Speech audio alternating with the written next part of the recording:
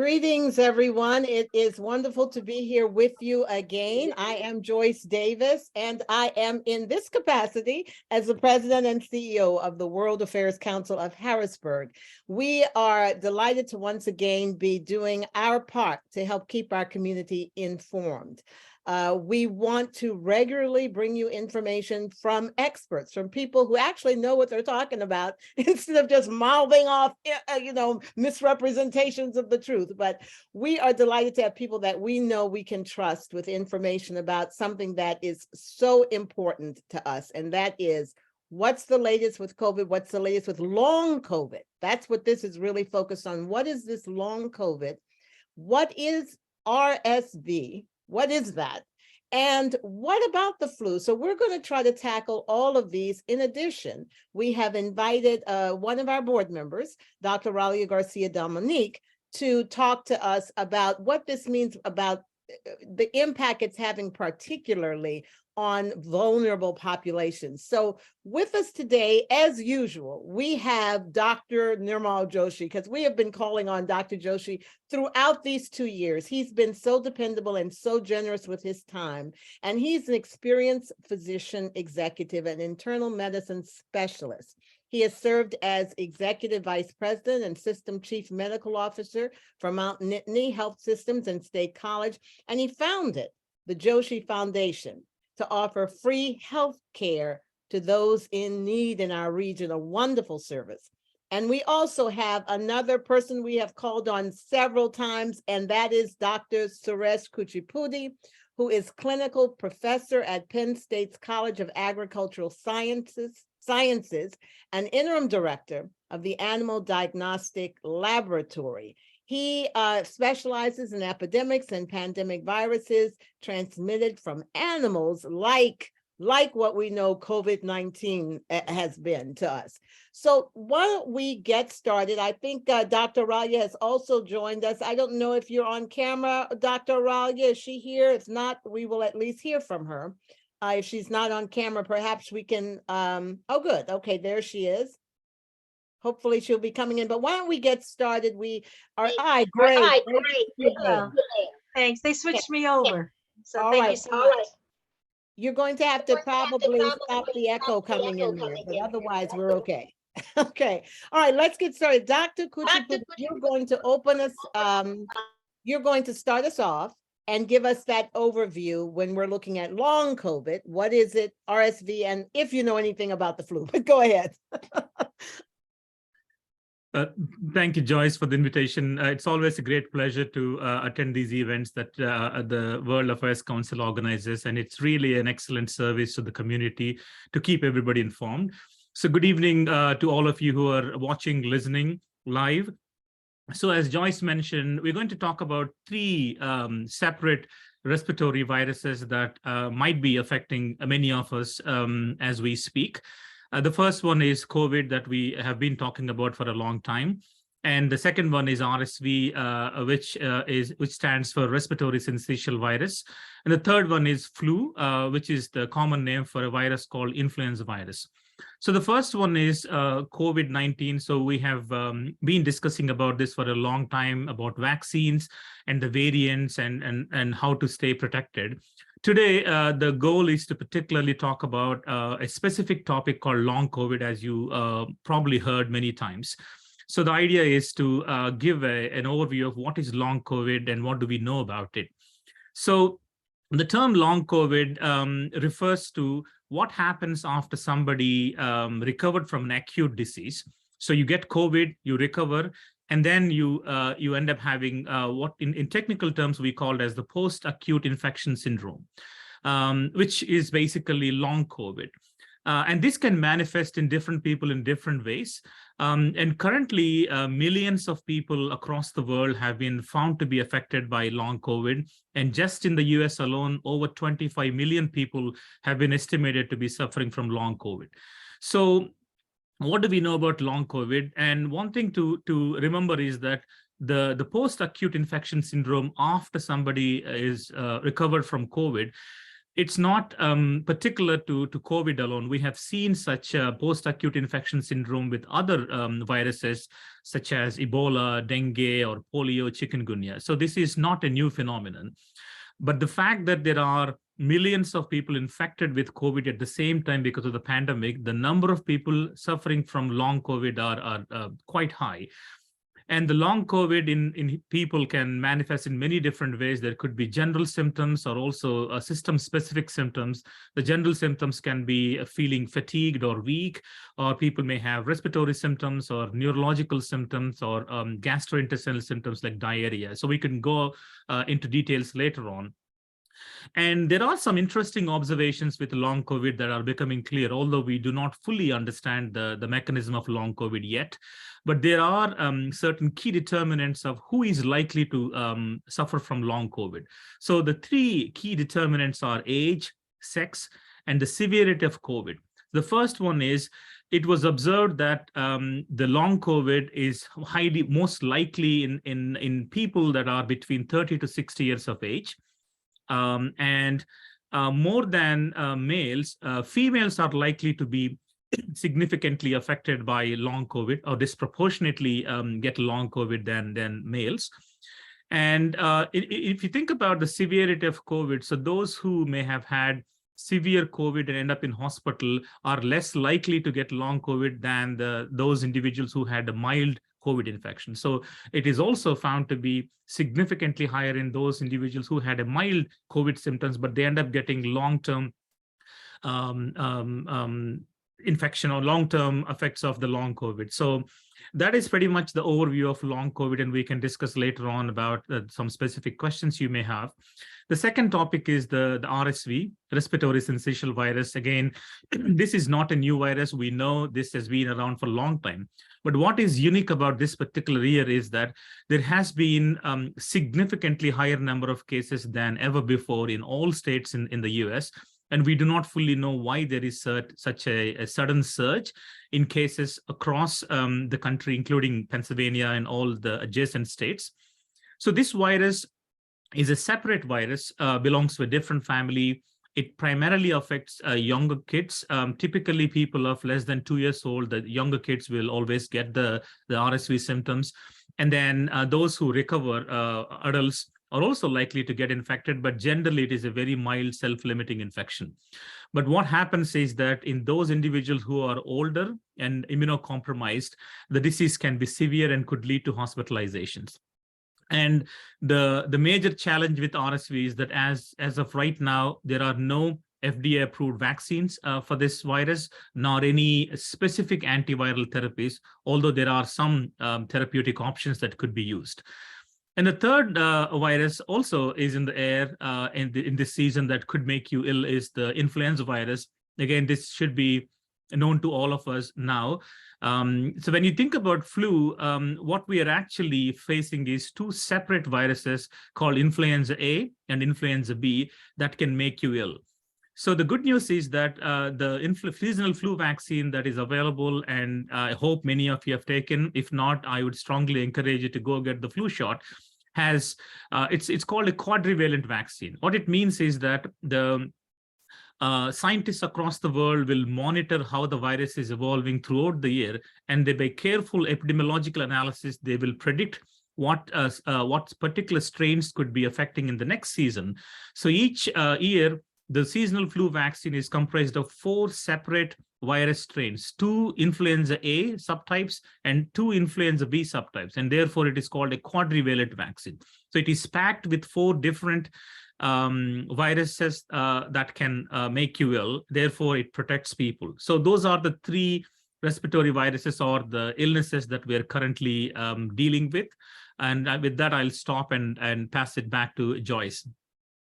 Well, that was a very good overview, and and you made it simple for us to understand, even us non-medical types. But you know, I started my article when I wrote about this webinar for Penn Live. I started it with talking about one of our board members who was speaking to me, who has come down again with COVID. She says, "This is the 3rd time." She says, and then I got a note from school saying, RSV is coming, and apparently one of her children was threatened with it. So this thing, whatever it is, it's really circulating in our communities, Dr. Joshi. And this is where I want to bring you in to talk about what, I mean, we now understand what they are, but how are they really impacting locally from what you can see? Yeah, thank you, Joyce, and thank you for having me talk about long COVID as well as. So first of all, in more general terms, this hit home to us even more so just this past weekend. We were to go to Baltimore to visit my brother and his family, and I got a frantic phone call in the morning from his wife saying, "Well, I'm not sure you want to come. He's shaking like a leaf and has high fevers." So he's 70 years old. He has a whole slew of medical conditions, diabetes, and all kinds of other stuff. So we said we hadn't seen him in a long time, and we're both, my wife and I, are physicians. So we said we will come. We'll wear a mask. We N95. We went there and saw them. Next thing you know is two hours later, he was taken to a local urgent care center and was diagnosed with both COVID and flu together. Both, he was positive for both, and he has had COVID during the peak of COVID with the Delta variant, and this was his second one.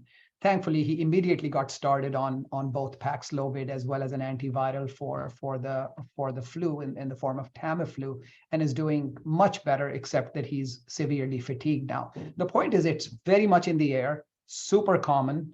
People are and mostly, well, part of the reason is that at some point, you know, we've got to live our lives. You can't be masked every single place wherever you go, and therefore you're being exposed to it, knowingly or unknowingly. And the infectiousness of both of these viruses, one more than the other, is very, very high. So therefore, you're highly likely to get it.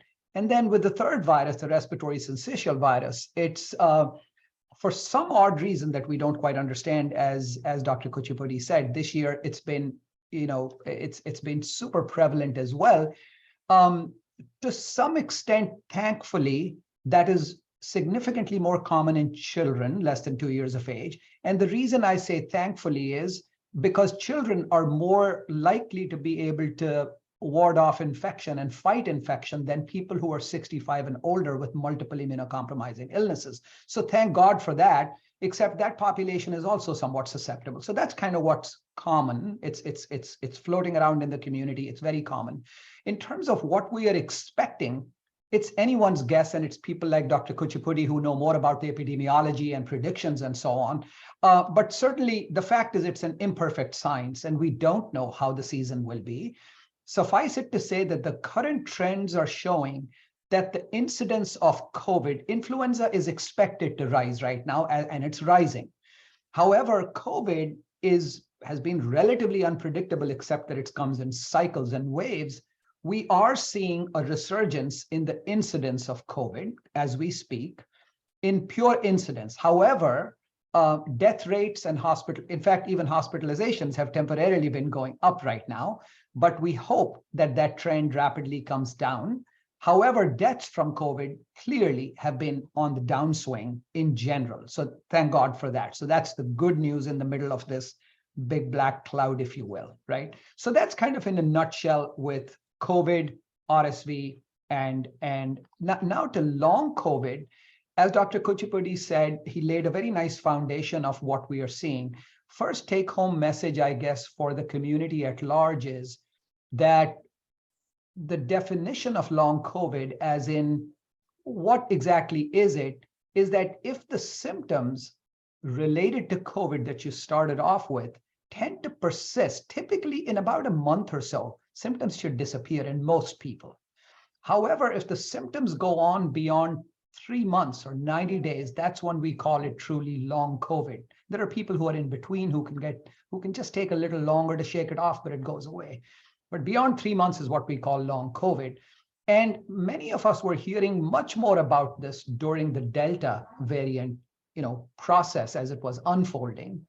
But we are seeing a lot of it now as well with the Omicron variant, with milder COVID, as Dr. Kuchipudi mentioned earlier. However, what's interesting is that people who had the Delta variant, when it's been looked at as to which variant was more likely to result in more significant symptoms, the Delta variant was more likely to give long COVID in terms of its symptom severity, right? Compared to the Omicron variant. So when Omicron causes it, it's nuisance symptoms, but with the Delta variant, particularly those people who had been in critical care units, as an example, they ended up being left with significant, I know of at least 3 people myself, who went through extraordinary disability with their pulmonary functions, their lung functions, cognitive decline, where they couldn't just think clearly.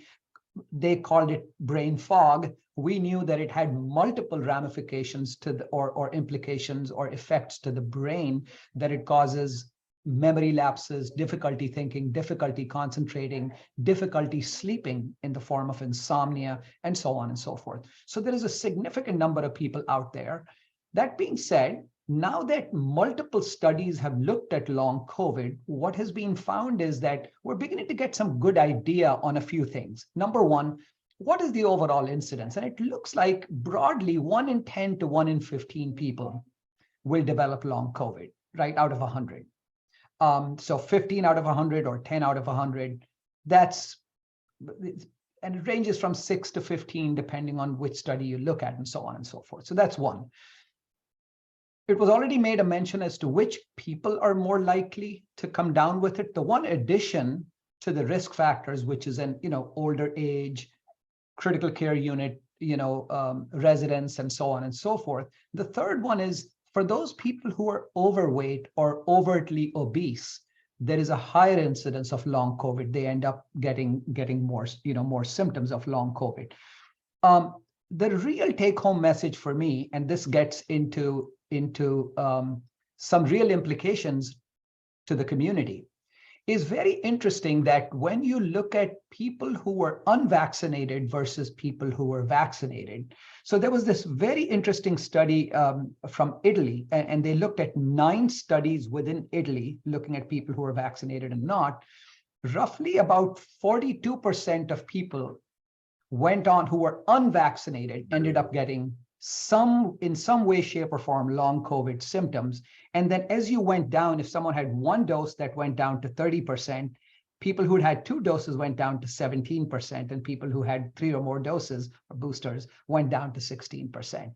The take-home message is, among the many, many benefits, we might say, you know what, I still got COVID even though I was vaccinated, right? We hear that all the time. But the fact is, A, you didn't die because you're still talking about it. B, you didn't end up being in the critical care unit and deathly ill.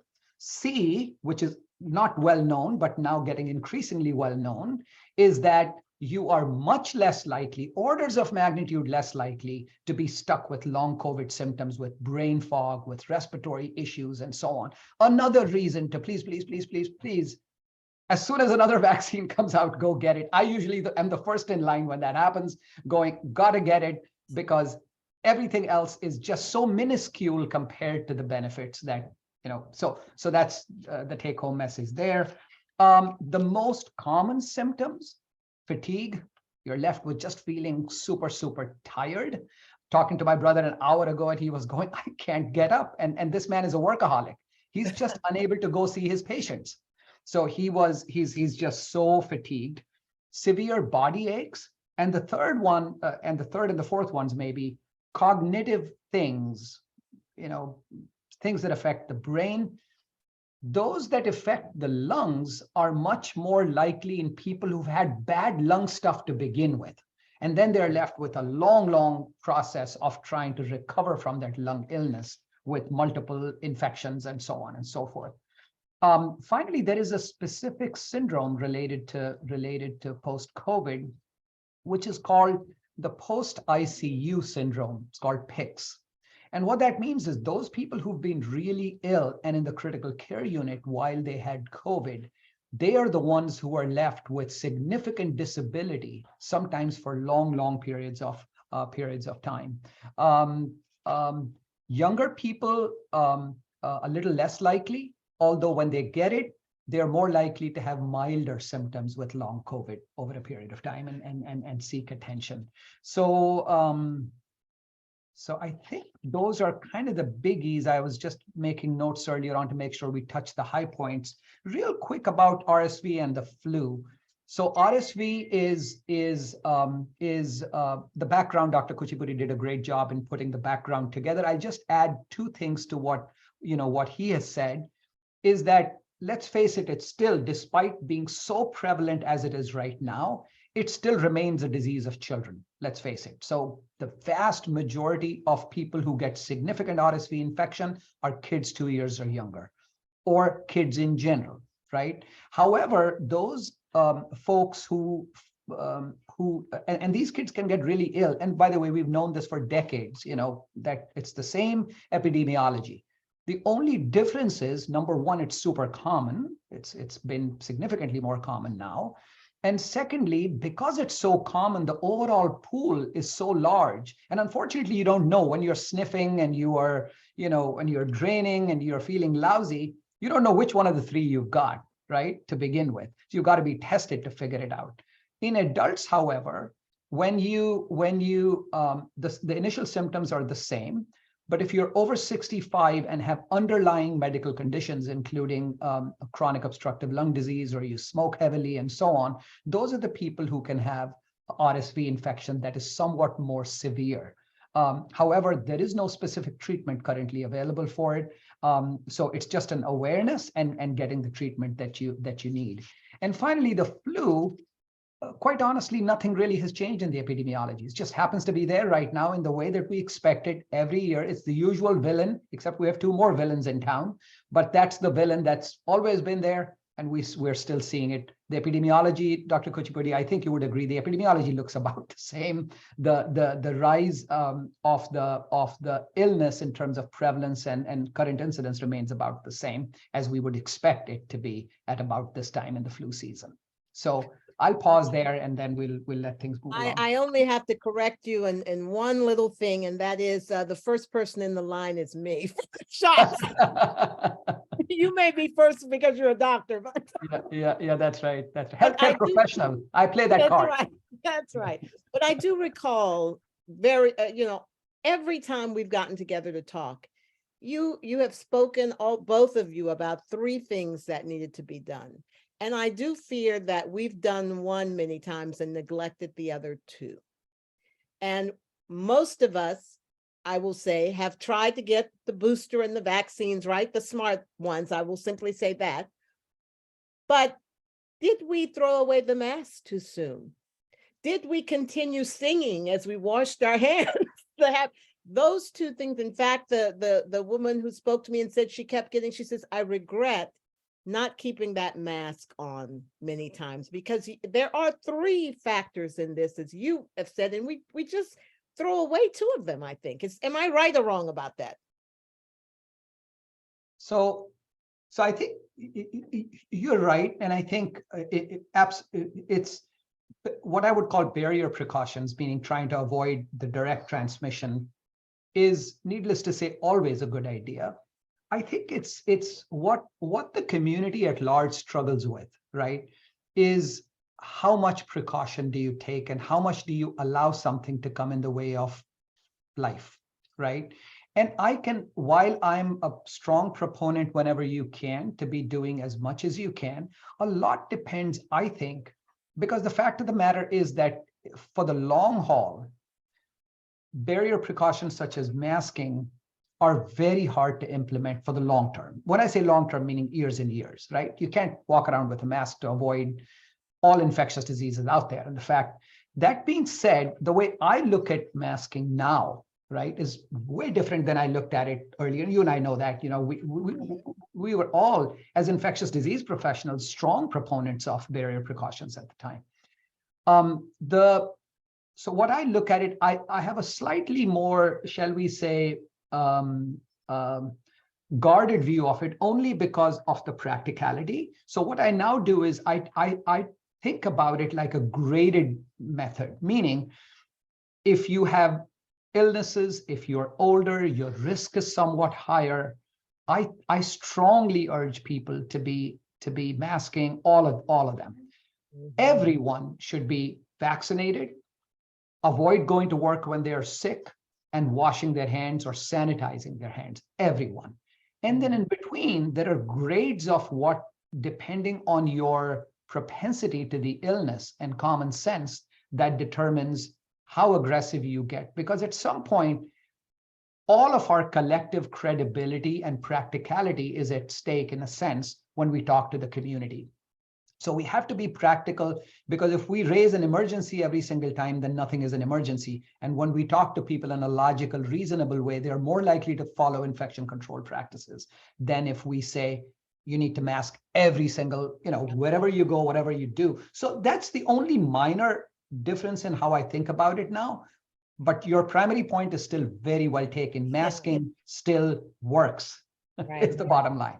Dr. Kuchipudi, I know you had indicated to us the last time we spoke something similar to what Dr. Joshi said, that you still have to live your life, right? And you have to determine when is the right time to take the precautions. So when I'm in the hotel and I'm getting in those elevators, I put the mask on, right? And frankly, am I right? When I'm around little kids in closed environments, I put the mask on because, I mean, is that a prudent thing from where you sit, Dr. Kuchipudi? Yeah, so Joyce, I think Dr. Joshi has clearly laid out the context and where these are relevant. And as you mentioned, what you demonstrated in the example you mentioned is the choices you're making based on the context you're in. So you are making informed decisions. What I will say is this. At the start of the pandemic, we do not have any other mitigation other than keeping people apart and physical barriers, as Dr. Joshi mentioned. So that was the mitigation, that the only option we had. And as time progressed, we have now very effective vaccines and also antiviral drugs. And now we recognize that these are also not perfect. So the idea is that we have now, thankfully, multiple layers of protection. Each of them are imperfect if you think about them because of the way we implement them. So therefore, what would work is a layered approach or multi-layered approach. So again, I would repeat this, is that the community need to understand that the vaccines are still very effective. And you may have had COVID again after vaccination, but keep in mind the vaccines protects you from severe disease, hospitalization, and death, but not necessarily from getting infected. So with that understanding, we need to make these decisions based on who we are and where we are. So therefore, the situation we are right now is not the same as being in 2020, where masks were absolutely critical in our ability to mitigate. But now we have that flexibility. And since we need to get back to some normality, I think based on each individual's the situation and where they are going to be or who they are going to be, if I'm visiting my vulnerable or old grandparents, for example, or younger kids, or I have personal conditions that could make me vulnerable. So everybody need to have a very clear idea of how they're making decisions based on the information that the science gives us. So therefore, there is no one size fits all now. The idea is that we have now multiple layers of protection and we need to use them in a very informed way. And the last thing I would say in terms of the vaccines is that as expected, this is an RNA virus, and as the virus continues to spread globally, it changes. It changes to the extent it is able to escape the antibody protection from the earlier vaccine, which was designed based on the first version of the virus. So now, again, currently, there is a bivalent booster available, which incorporates two types of spike proteins, one from the original Wuhan strain and one from the currently circulating Omicron subvariant called BA4 and 5. So again, if anyone has not taken the bivalent, I have taken myself and my entire family, as Dr. Joshi said, we're one of the earlier ones to go stand in the queue when it was available and it was ready to be taken. And even though you may have had COVID before, I think the bivalent booster is an excellent way to protect from severe disease and potentially hospitalization. Yeah, and that's what's been a little bit discouraging for us because we've, the numbers of people who've simply done that booster are not, to me, where they ought to be. I mean, it should be as high as the first one. But let's bring in Dr. Oralia into this. Dr. Oralia Garcia Dominic, you've heard the kind of overview of that we've heard, but I know your concern is that there are vulnerable populations. And so talk to us a little bit about, in your line of work, how you see health disparities being a part of all of this that we've been discussing. Yes, so thank you. I want to just thank you for letting us be part of this discussion. And it's an important one. I think Dr. Joshi and Dr. Kuchipudi highlighted the reality that COVID-19 exists. I think they also highlighted that we've learned a lot in the past 2.5 years or 3 years, and we now have mitigation efforts that we can put, as Dr. Kuchipudi beautifully used, this layered approach. And what does that layer mean? In public health, as we talk about health inequities, where a population may be affected a little different, either at a higher risk or at average risk or lower risk. What are those layer of protections, number one, that we know about? Number two, that we have access to. And then number three, the layer that says, I know what it is, I know I have access, but do I trust it? And that third level is the one where we find ourselves as to what puts us at this higher risk for racial and ethnic minorities, or populations with disabilities, or individuals that live in rural areas. They're white, Caucasian, non-minorities, but they have these mountains that are so beautiful, but they also become barriers for transportation, barriers for distance. And that is also one of the driving factors for this increased risk.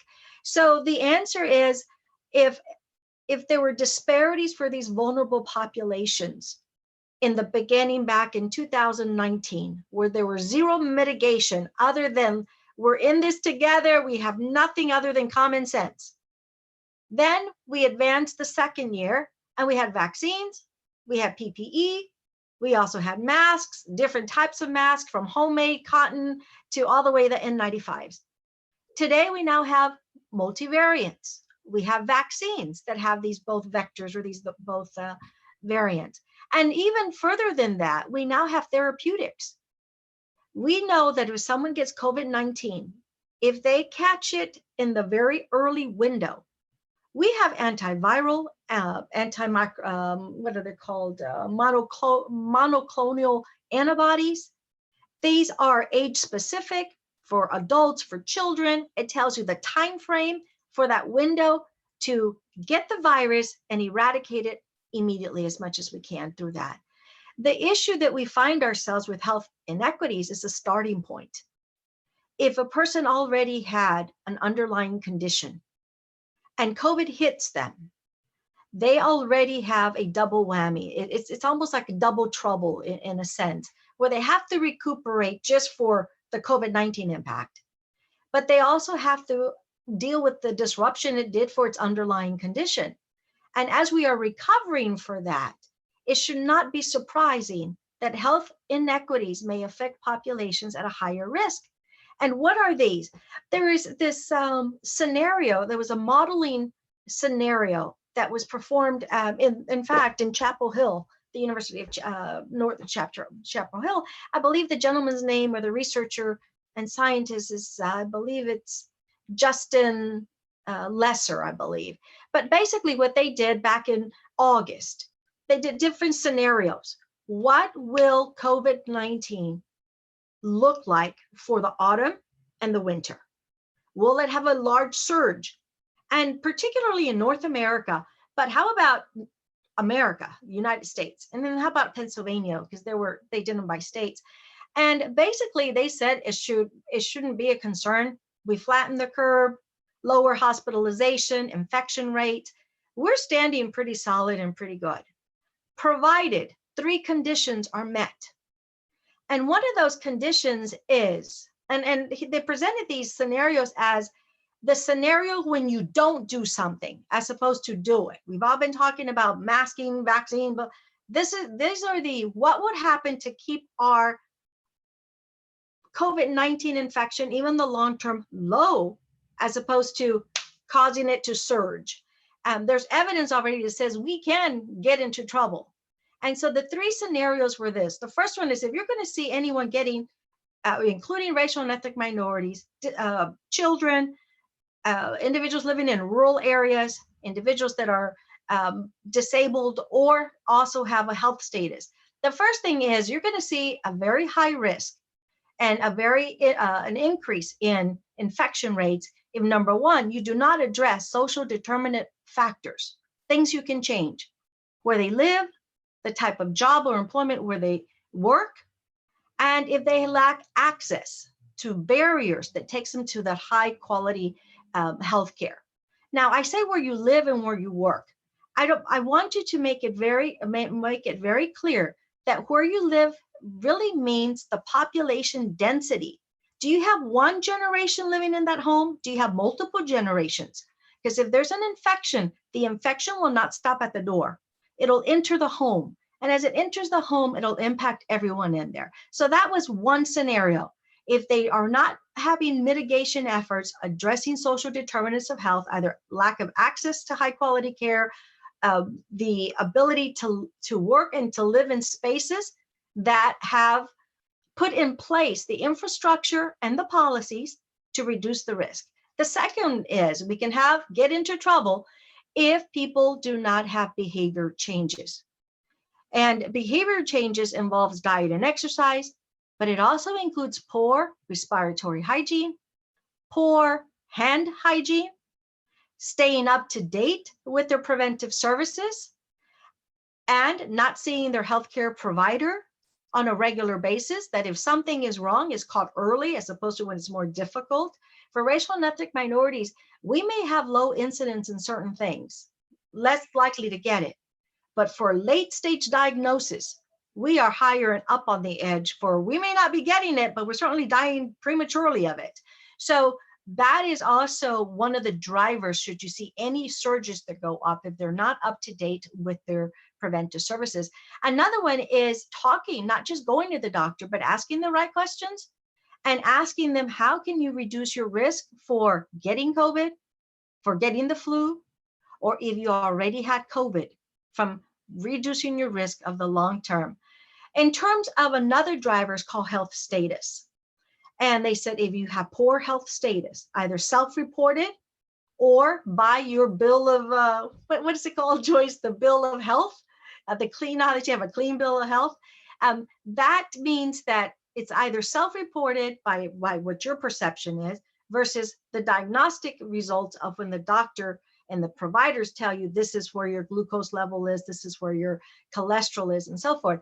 But it says here that if a person has underlying conditions, which racial and ethnic minorities and individuals living in rural Appalachia were and are more likely to have one or two COVID, not just underlying conditions, but comorbidities. That is hypertension and obesity, that's cardiovascular disease and high blood pressure, for example, and which not. And the last driver is really due to geography, where if you live in areas that you either have access to and have made the choices not to see the doctor, for example, or you want to see the doctor, but the distance is 45 minutes to an hour. So I'm going to leave you with this in terms of racial and ethnic minorities. Number one, the answer is yes, we still have to continue to address the mitigation efforts, the access to not just PPE and vaccines, but also access to good quality care. And not just go to the doctor, but the experience within the doctor visit. One, in terms of COVID, post-COVID conditions, we've learned that if there is going to be COVID or post-COVID, the long run, whichever term we're using, 13% will experience it within 1 month after having the COVID original infection, 13%. In terms of 3 months or longer, they've had the infection, about 3% will then have a COVID-19. But at 6 months, something happens. We start getting triple digits or double digits, that 1 out of 3 will end up having this COVID long term. And it's, again, a person that's infected 6 months post their infection or 6 months later, 1 out of those individuals infected will have this long term. And that's very concerning for individuals that are racial and ethnic minorities, because they were already trying to recover from the first exposure, the first battle. Yeah. Well, I think you've done a little, and there's one aspect of this too with regard to minorities that we have to address, and that is you brought it up, trust. And one of the things that we have been trying to do is bring in trustworthy voices that can help inform and break down those barriers of distrust. And so that's why we're doing this town hall. And now I'm going to invite our participants to come in. Shanita Baltimore, who is from our community and has brought in some mothers who are going to join us. And we have some people that, because this is one of the ways we break down the distrust, right? So ladies, why don't you join us on camera and we can begin the town hall portion of this, where you can directly speak and ask the questions that are on your mind. So are you guys there? You can come on camera and then I'll let Shanita start off with her question. Thank you so much, Ms. Joyce. We are on camera. I'm on the Good. see everyone. So we're here. Thank you everyone for being here, and thank you, Ms. Joyce, for organizing this in the World Affairs Council of Harrisburg. This is such a rich discussion. I'm sitting over here. I'm a former classroom teacher, so I'm over here taking notes. Like, now wait a minute. Those last stats, Dr. Aurelia, I'm going to have to follow up on some of those things just to make sure I have them clearly. But Dr. Kuchipudi did an excellent job synthesizing things, and Dr. Joshi, thank you so much for the information you contributed to the conversation.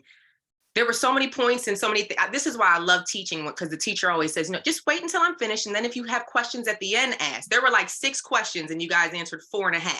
So here's my 1.5, right?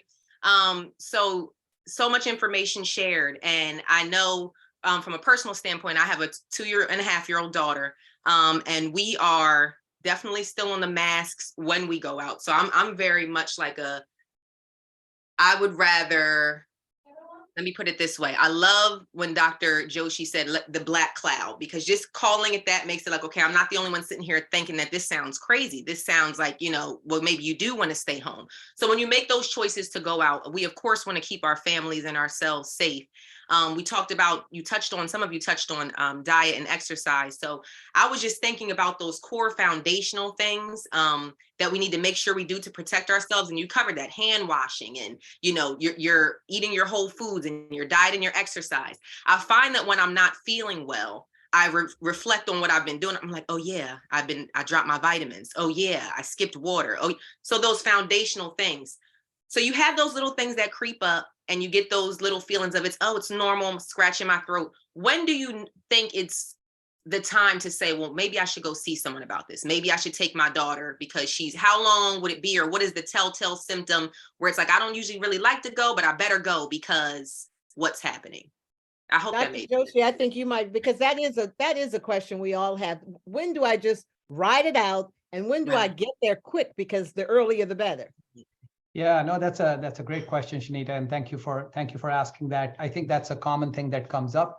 Unfortunately, no solid answer. Here's the right answer, here's the wrong answer. But I'll give you some thoughts to ponder on as to what might get you to get tested or go to the doctor versus not, right? So it's a little bit of a judgment call, but what are the factors?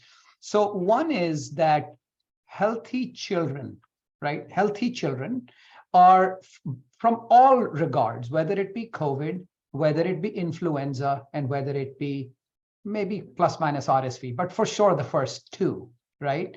Children are much more likely to do just fine, right? So the question with children, I'm much more willing to wait longer with children unless they're very young, less than 1 year of age, for example.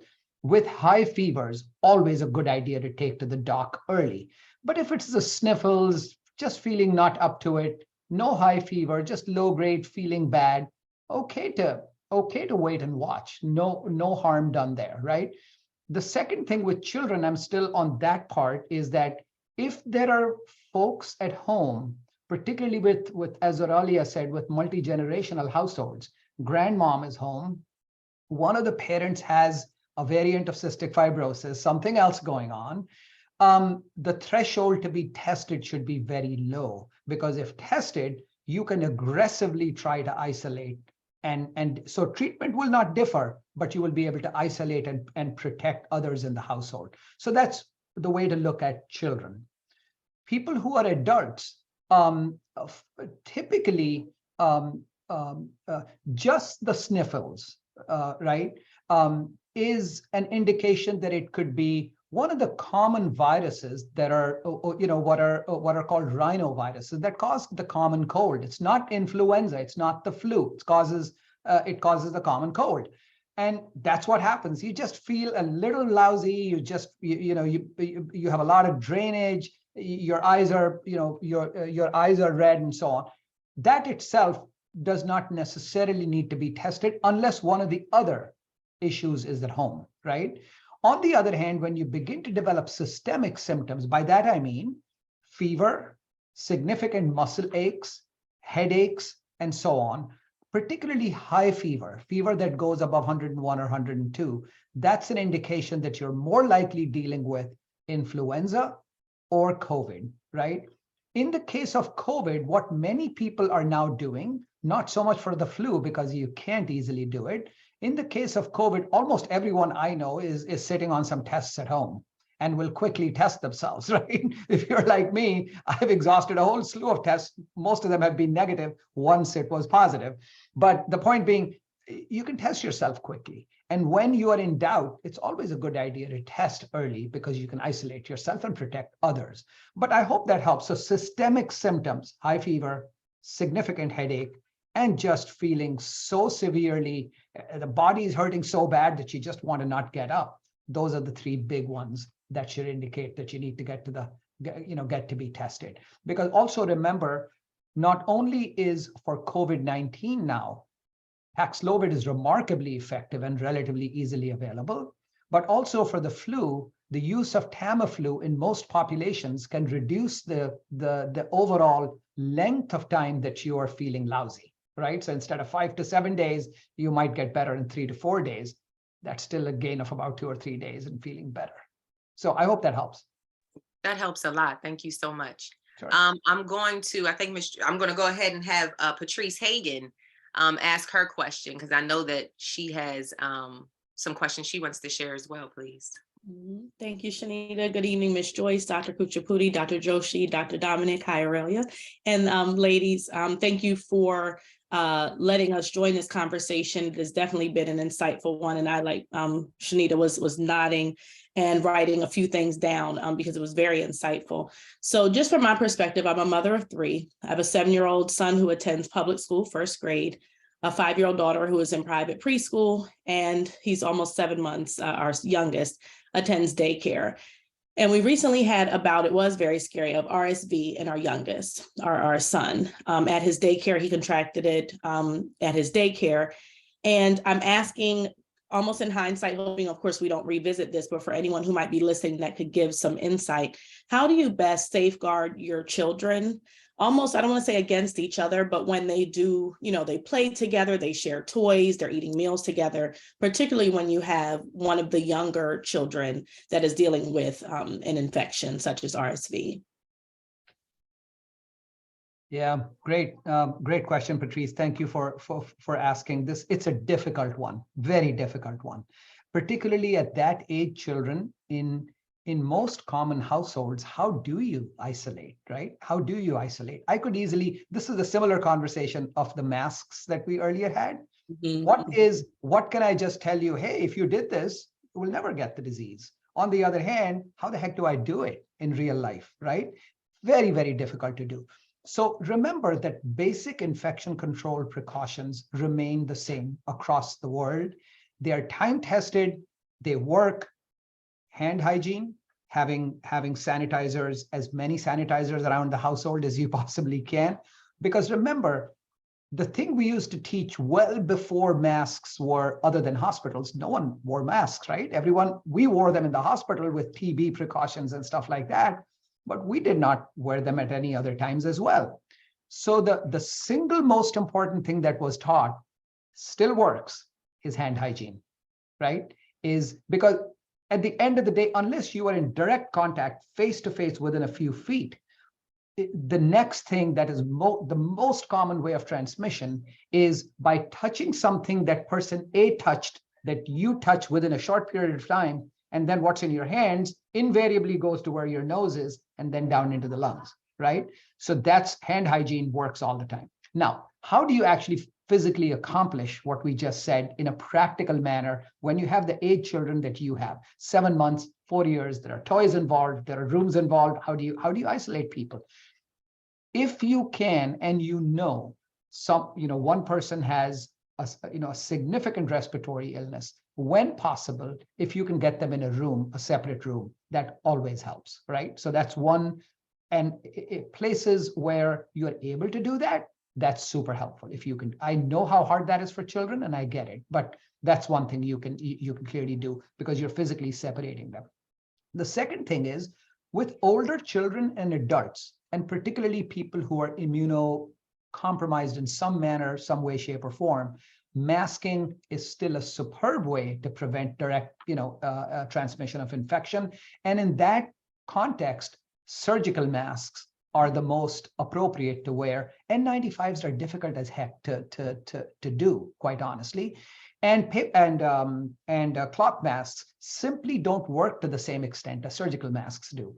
So I always tell people the most practical approach is a well-fitting, a good surgical mask.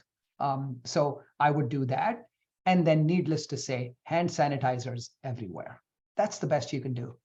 And just to build on that, Dr. Kuchipudi, I did want to ask you, do all viruses behave the same way? Because we're understanding, initially we thought COVID was going to be touching surfaces, right? Remember, we washed everything, but now it turns out it was aerial, but now they're saying RSV is actually surface. So explain that. Yeah, we're talking about 3 separate respiratory viruses. Coronavirus, again, coronavirus, although this is a new version of the coronavirus causing COVID-19, there are at least 4 or 5 different endemic coronaviruses that have been circulating across the world for many, many years. And most of us probably had it multiple times. They just give you a common cold. So there are 2 ways in which the respiratory viruses transmit. Number one, we call as the droplet infection. So when somebody talks or sneezes, we are releasing these tiny droplets that you cannot see, and they travel a certain distance, depending on if somebody is singing loudly versus talking slowly. The distance the droplets travel varies from anywhere between 3 feet to sometimes up to 10 feet. Then now what happens is that when the droplets deposit on surfaces, the droplets have been carrying the virus. So therefore, the virus deposits on the surface. The challenge is this. It may be that somebody has been in that room a half an hour ago, but then they left, and we have no idea who has been in that room or in a bus or a train, wherever in public transport. So we should always consider in winter times that all surfaces are potentially contaminated because somebody may have cold. And then the idea of droplet infection is that we constantly are touching surfaces, and unintentionally we touch our face so frequently that we don't even realize. And with the viruses like influenza, for example, or respiratory syncytial, we know this for a long, long time. The way they transmit is we touch the surfaces, and then when we touch our face. So there are 2 possible routes through which the virus can get into the body. Number one is you rub your eyes, the conjunctival mucous membrane, or touching the nose. So this is not a new thing. So one fundamental barrier that we can apply is good hand sanitization, like Dr. Joshi said. That can stop the transmission. So now, with regards to COVID, I think the important point to mention here is that a lot of information that we tried to make sense of COVID, because it was a brand new virus, we scientists have been studying influenza virus for a long time. So what we tried to do initially is that we tried to use the knowledge we gained from the decades of influenza virus research to make sense of COVID. And a lot of the precautions or the guidance that we all heard early on, essentially we're trying to follow what we learned from influenza. But as time progressed, we understood that this virus is very different from flu, and it is not spreading mainly by droplets, but by aerosol transmission. By aerosol, what happens is it is actually traveling in the air. So therefore, the touching surfaces is not the predominant one, but being the proximity in somebody who has this one. So as the information evolves, we need to learn and adapt. And one thing that I will also mention is that sometimes if people are not paying attention, this could lead to a mistrust on science that, oh, you said last time, wash hands, and now you're telling us wear masks. The idea of science is that it evolves, it is not static. We learn and we change what we learn today. So what my understanding a week ago is essentially changed because of the new information we're getting. That is the fundamental basis of how science works. So we learn new information, we change what we understood. And then I also want to make one more point about Patrice's question, which is really an excellent question about what do I do? How do I protect my children? So Dr. Joshi has given several scenarios of how we could address the transmission from an infected individual, a small kid, to an elderly person or in the community. But also keep in mind that this is the way naturally kids get exposed to viruses and become immune, and we all have gotten it. So I think we also have to understand, on one level, we need to be mindful of the medical implications and be careful. At the same time, we do not want to turn the dial to the other side, that we are paranoid about everything, right? So this is the natural way little kids go to school, and that is where the viruses gets transmitted, and that is how they become immune. And we all have had this. And the reason RSV affects younger children and not us as much is simply because we had it before. So we should also keep that in mind, that when younger kids go to school, they will play and they will be exposed and they get infected. That is absolutely fine, unless they have some underlying medical conditions that we need to be careful about. And Joyce, I would also add that there are two ways that we can perceive health. And one is physical health. And everything you described today was from a physical symptom: sneezing, coughing, fever. Those are all physical things you can see. I want to say that during COVID, pre-COVID, during COVID, and now going into the post-COVID, there is something that's also called behavioral health, which addresses beyond the physical health. And so as we protect our children or even adults, knowing that they will have a strong immune system with good dietary practices, right? If they maintain a healthy weight, they're more likely to overcome any bug, any disease, or any exposure to diseases. But we haven't, as a society, done such a good job of embracing each other or our children from a behavioral health perspective. There's a lot of individuals that are walking that might not be feeling as great as they look, for example. So also encouraging parents and children to embrace themselves, to also be positive, to lift the children up, remind them of what they're doing right, as opposed to so much of what they're doing wrong, and embrace them in a way that they don't feel as though they are alone, or they're not worth living, or have nothing to live for. And that's the behavioral component. And I think we'd all be remiss as we recover through all the disruption that COVID did, that yes, wash your hands. Yes, use common sense. If there is something that is going to increase your risk, you protect yourself, right? If you're a low risk, enjoy yourself. But also, let's have the science. Let's follow the science. But I think we are learning that we can lead the science with common sense, right? We can go ahead and say, we may have to wait until someone tells us to wash our hands, and then we'll do it. But if we can start young and early, and you teach them while they're young, and when they get old, we will not depart, or the children will not depart. Teach them how to wash their hands. Teach them that it is okay to have the values, the practices, the beliefs, the knowledge that's needed in your household.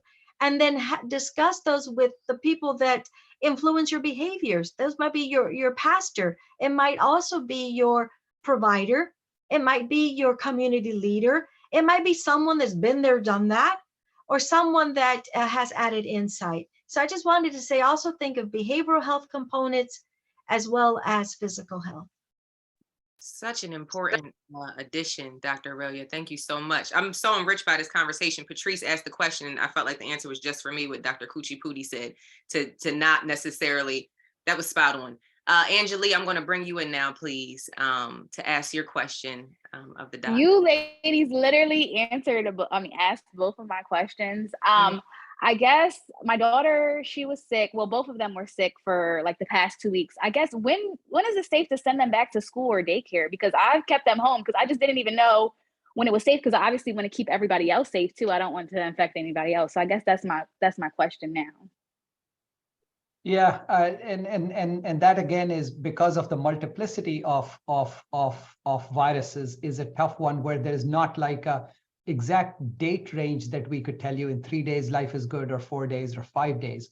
The short answer is when they're better and they're not, and their symptoms are better. And unfortunately, there is no magic number. You're not doing something terrible by sending them to school when they're feeling better. So it's, back to Suresh's point earlier, the fact of the matter is that there is a pool of infectiousness or infections or what have you.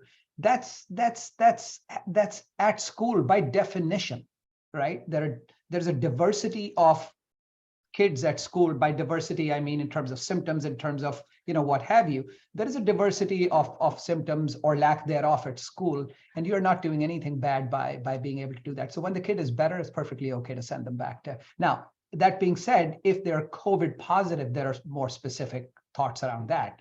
But with infections such as influenza and rhinoviruses and so on, just common sense is good enough.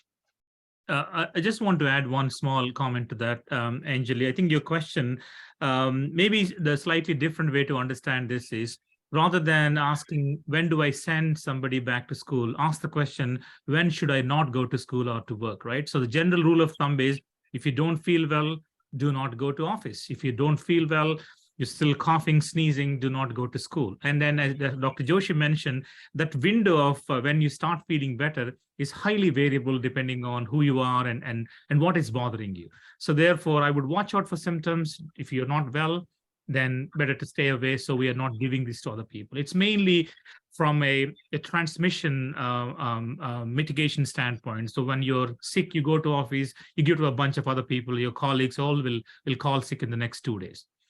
So that's probably the easiest way to process that. And the social culture has definitely changed. I don't want you around me if you're coughing. Yeah. I will look at you very strange if you're coughing, right? I've been at a symphony where someone's coughing behind me and I'm like, oh no. So keep in mind, the whole culture around you're going out when you're sick has definitely, I mean, Dina's been on this journey with us now for 2 years, and we've seen things change. And also I wanted to bring up, and Dina, you may want to ask about the trust factor here. Has that gotten any better from what you've seen? Are people more trusting of the scientists now? It's 50-50. It really is. And it really depends on who you're speaking with. And to Dr. Oralia's point, like when I'm speaking to people about the importance of being vaccinated, and I'll talk to different people. I'm like, oh, I already got my vaccine, but I don't need to get boosted. They're not even asking for my card. They're not even doing this. And I'm like, do you understand that we are still in this pandemic? We are still in it together. They call it an endemic, but we are still actively seeing numbers rise in certain areas, and they may not talk about it on the news, but as all of the subject matter experts here tonight mentioned, let's use a little bit of common sense. So I am seeing the fluctuation of trust, but it goes down to, like, who are you doing this for? Remember that with long COVID, also with the research that I've done, and I'm no physician, there are still issues that you can, that with long COVID can contribute to organ issues with your organs. And speaking with some of the subject matter experts in the field with like heart disease. And that was my question to Dr. Oralia with the disparities, the vulnerable communities, right? With individuals that have high blood pressure or diabetes, and they may have had COVID in the past? Are we seeing individuals that have issues with their heart or their kidneys or, with lungs?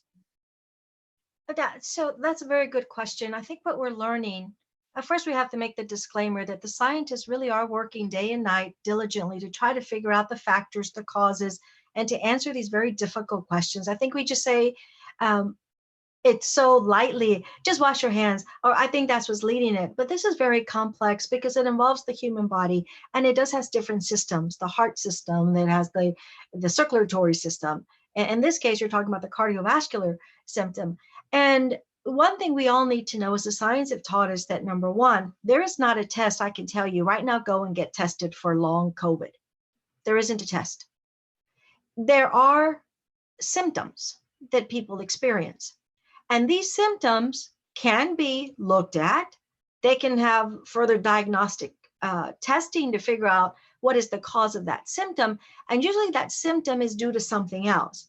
So if it's high blood pressure, if it is a heart arrhythmia, it's just something is wrong, right? There are cardiologists can tell you exactly where that symptom's coming from. The places we find ourselves in a very difficult position is that, number one, we have to first identify the symptom. Individuals think that it is okay to feel weak, that it is okay to have blood in the urine or blood in the stool. They think it's okay to miss this or that. And in reality, that might be the reason just to go to the doctor to say, is it okay for me to have X, Y, and Z? So the doctors, the way all this is being approached is we have exposures to viruses, bacteria, molds, you name it. Some of these, your immune system is so strong, it knocks it out. You got exposed, you have immunity, that's fine. Others, if the immune system is weak, it'll start having these symptoms. And when you go to have these symptoms, whether it be a heart issue, right? The cardiologist can tell you what it is. What they're also going to tell you is, does that increase your risk for long COVID? Rather you were infected and knew it, or you were infected and didn't even know it. If your body has been exposed to it, okay, and there is now a symptom, and there's multiple symptoms, headaches and respiratory, GI, every system's impacted because the COVID, when it enters the body, it really impacts the entire body. It goes very hard on the lungs because it's a respiratory infection. It likes to go straight to the lungs. But if someone has asthma, bronchitis, chronic pulmonary disease, they're already dealing with those two bugs. Then here comes a third one. And it's the same that for a person with cancer, they might have a cancer that metastasizes. And no, it didn't start in the lung. It started maybe somewhere else, but it eventually ends up at the bone site or bone lesions, or maybe it goes to different sites and COVID comes along. What I'm trying to say is it's complex because there are multiple symptoms. And each of those symptoms are being caused maybe by something else, which are these underlying conditions. So if there is an individual with racial and ethnic minorities, a person that the lower the SES, the higher the prevalence, the higher the mortality, the higher the severity. Okay, we know those relationships, but how do you survive it? And that is by going with whatever symptom you have, or better yet, before you get the symptom, find out how to decrease the risk. And then ask the doctor, okay, if for this symptom, if it's heart related, you need to see the right doctor, see the cardiologist, or see the doctor. If it is the lung, see the pulmonologist. If it is the skin, see the dermatologist. There are different specialties, and we have this notion that one doctor has the answer for everything. So That's almost true. like one mechanic knowing So how to true. fix every single car. Yep. What we are very shy about is asking questions. We're very shy about getting second opinions, and we're very shy about going to the doctor and say, hey, while I am here, I'm also, based by my age and my sex or gender, am I due for any other screening?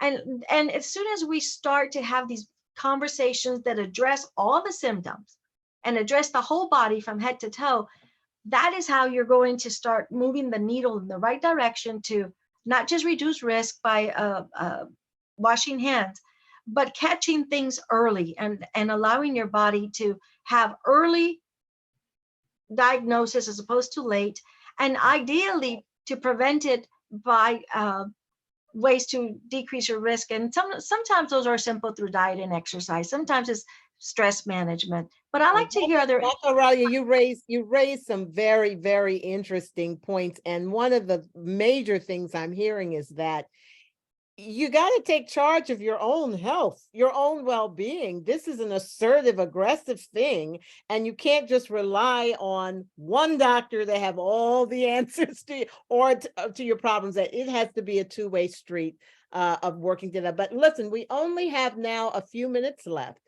And so with this, I really wanted to give our physicians and Dr. Oralia a chance to offer some final thoughts. I'm particularly interested in the reports coming out of China. And I'm particularly concerned that I've heard some of these reports, and they're not physicians or scientists like you guys are many times, but they're saying that there's the possibility of more problems coming from there, especially because they haven't very well managed the disease. Is that right? Are we facing, and we need to realize that we're still interconnected in this world. What goes on in China could end up happening in Pennsylvania. So I'm going to throw that out at you guys and let you offer some final thoughts. Dr. Joshi, you want to start? Or Dr. Kuchipudi, whoever thinks they want to go first for that one. Yeah, let's have Suresh go first. Go ahead. Yeah, sure. So I just want to make a quick comment to the point that Dana mentioned about still we have a lot of people that have a major mistrust.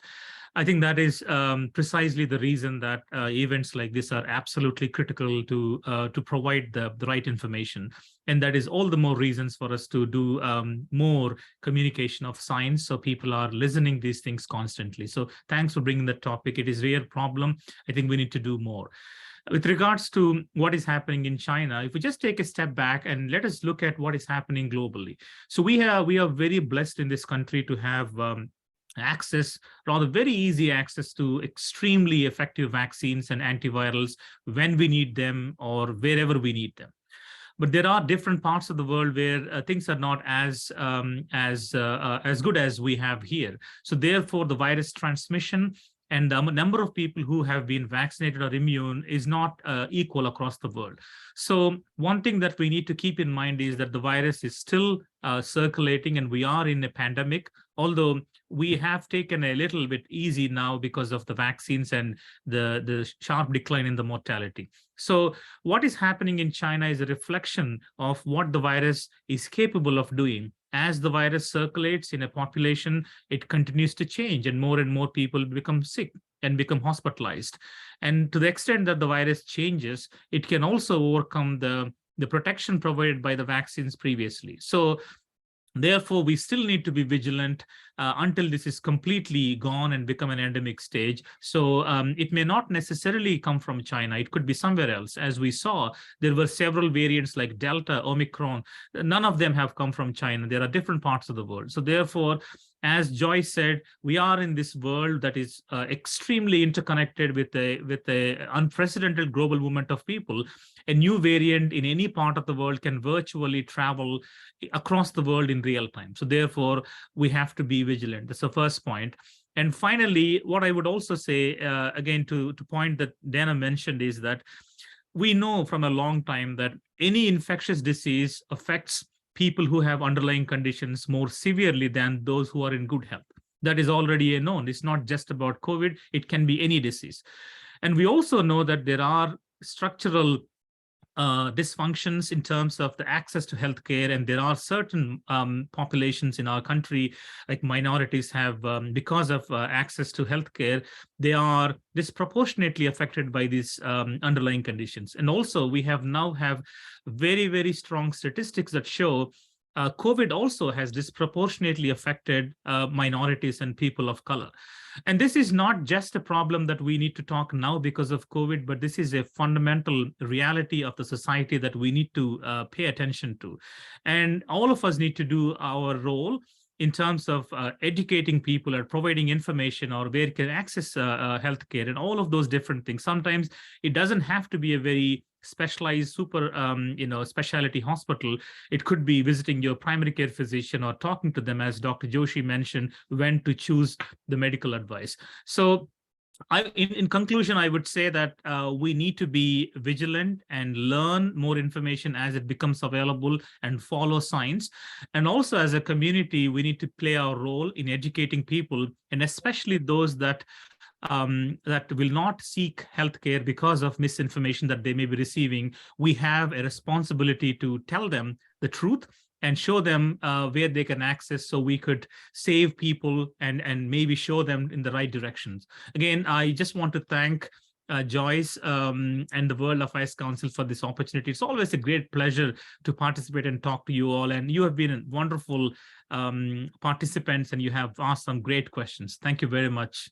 Well, Dr. Kuchipudi, we couldn't do it if you didn't come here and bring your serious expertise to us. I mean, we couldn't do it without you. So I do have one thing, and I'll turn it over to Dr. Oralia and to Dr. Joshi at the end, but Oralia Ruby is telling us that, the problem is, and she's right, there's still a host of people that are not vaccinated, that downplay the virus and are in denial. And as Dr. Kuchipudi said, the behavioral health part of this is that you have to speak up.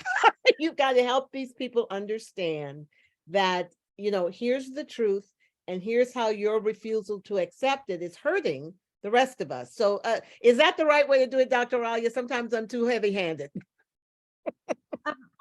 I think sometimes heavy-handedness is needed. And I think sometimes a gentle hand is needed, because there are individuals that will go the extra mile to protect themselves and to protect others.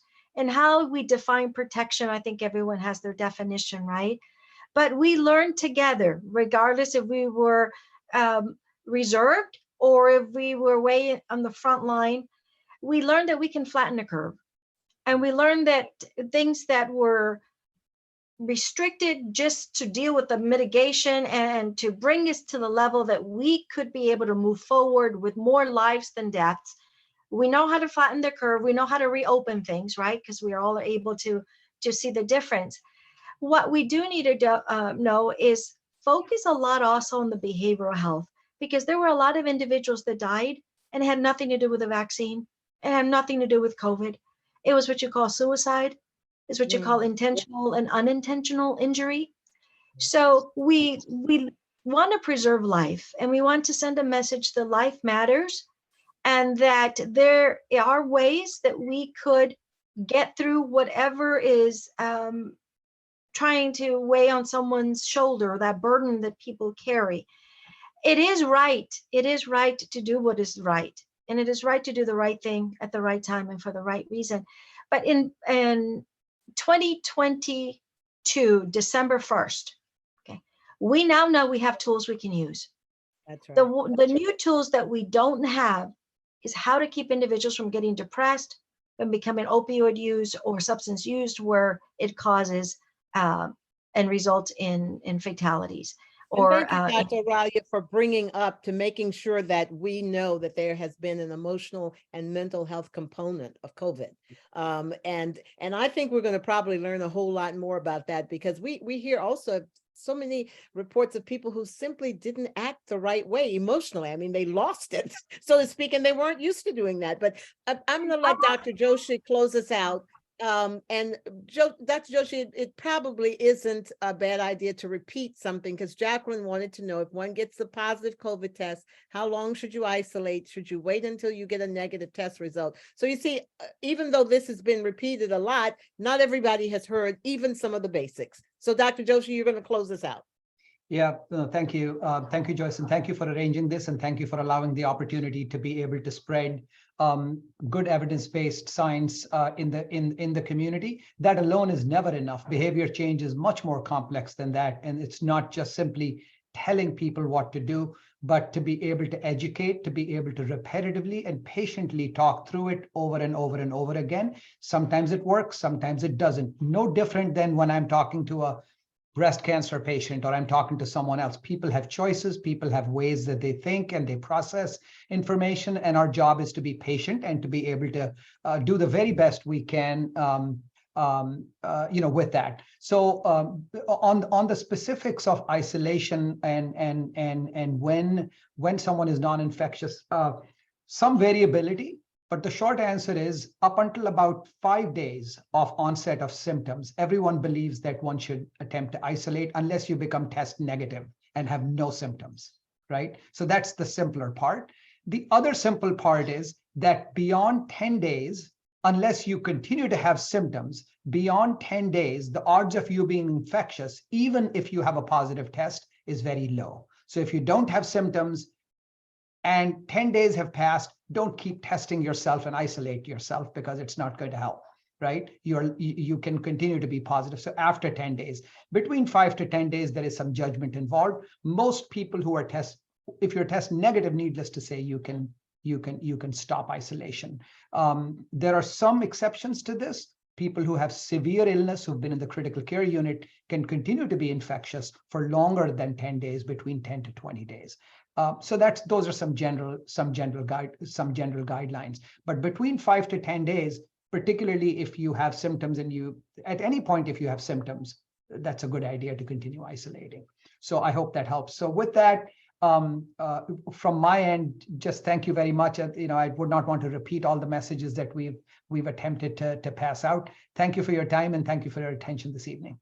Well, thank you all. And thanks to the people who tuned in to try to get the right information. Again, the World Affairs Council is dedicated to informing our community with trustworthy information, with people that really know what they are talking about. Okay. And so, but again, we can't do it without Dr. Nirmal Joshi, without Dr. Suresh Kuchipudi, without Dr. Oralia Dominic being here to share their expertise. We will be calling on you again because unfortunately, this ain't over yet, y'all. Okay.